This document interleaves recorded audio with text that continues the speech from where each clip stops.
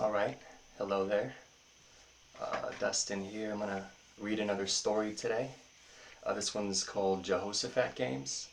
And I want to shout out first Nick and Kathy over at Sabatka Lit Mag who put this story out in another one like a couple years back.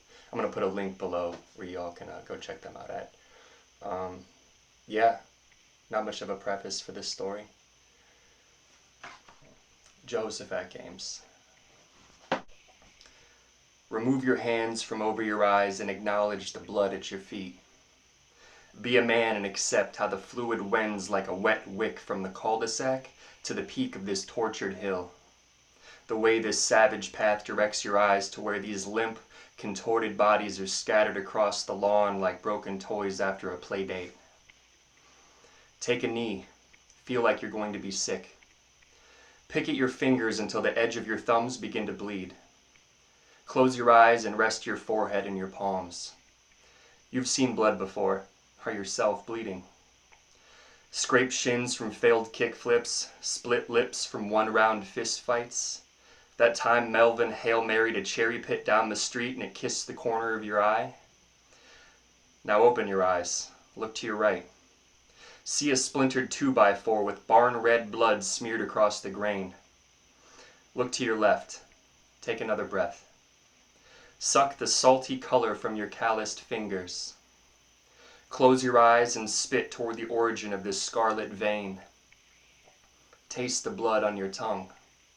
Imagine licking clean this wet red trail, bathing these kids' bodies in neosporin to ameliorate their wounds, devouring this buffet of blood-patched grass, recycling these miscellaneous weapons into something more meaningful.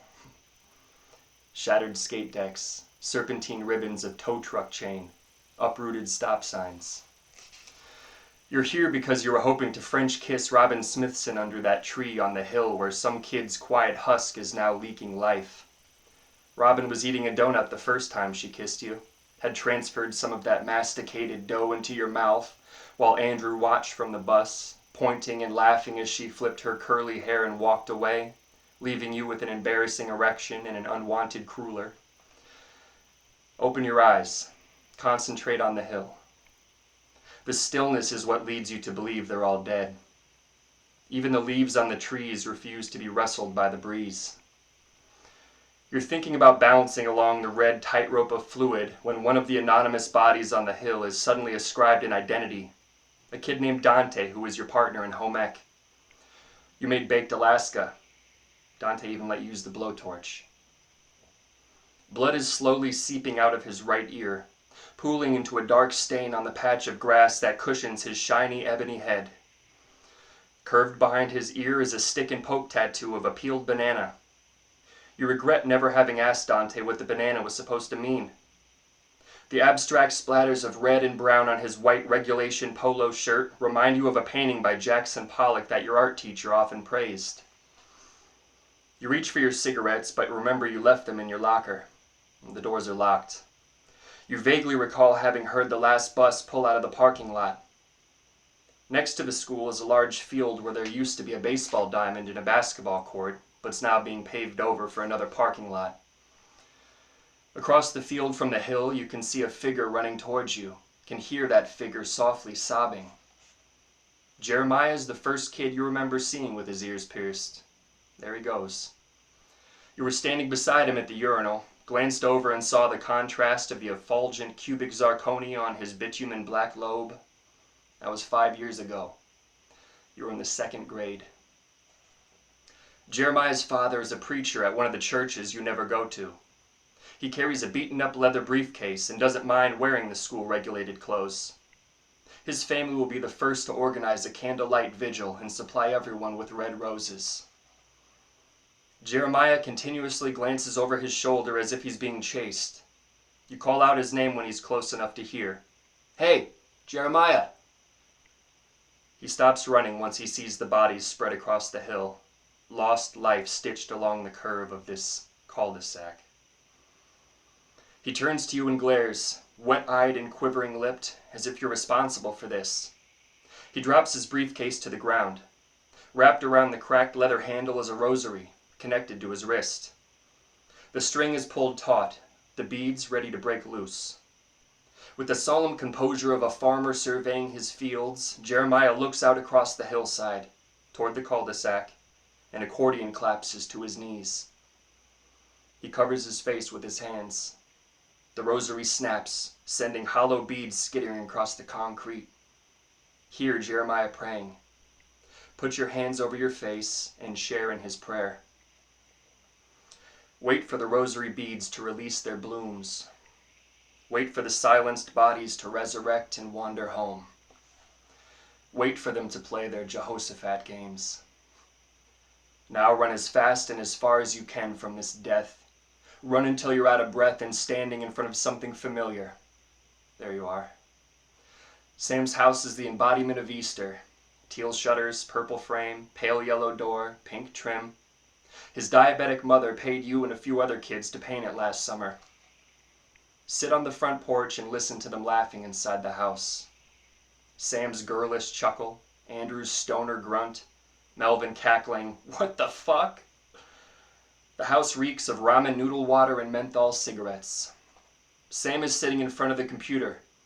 Andrew and Melvin are standing on either side of him. Sam's little brother and sister are staring at a wall-mounted flat screen where a gang of enthusiastic, technicolor-clad kids are making vanilla ice cream in a coffee can. Little sister follows the can rolling back and forth across the confetti-covered table. Little brother licks his boogers during the commercial break. A video paused on the computer shows Melvin laughing as he cracks his skate deck over the back of Dante's head. Remove your hands from your eyes and accept this. Back it up so Keith can see, Melvin says, pulling you closer to the screen. Watch the skate deck rewind back into Melvin's hands, how Dante is miraculously resurrected from the ground, the blood slurping back into his head. The title of the video? Fairmount 2012. 127 views. Sam slaps you on the back and cheers. Shit's gonna go viral. Andrew's looking through the viewfinder of the camcorder in his hands. He's recording Melvin's reaction to the video, your face, Sam's face, a panoramic shot of the living room, the kids watching TV, then turns the lens onto himself and narrows his eyes. Your friendship with them has become familiar, like navigating a dark room without having to turn on the lights.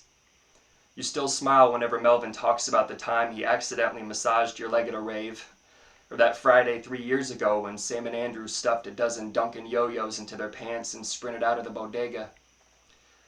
You've grown to hate how they howl every time they tell these stories, as if they still have those yo-yos hidden in the baggy fabric of their Jinko jeans, as if his hand is still tenderly wrapped around the meat of your hairless calf.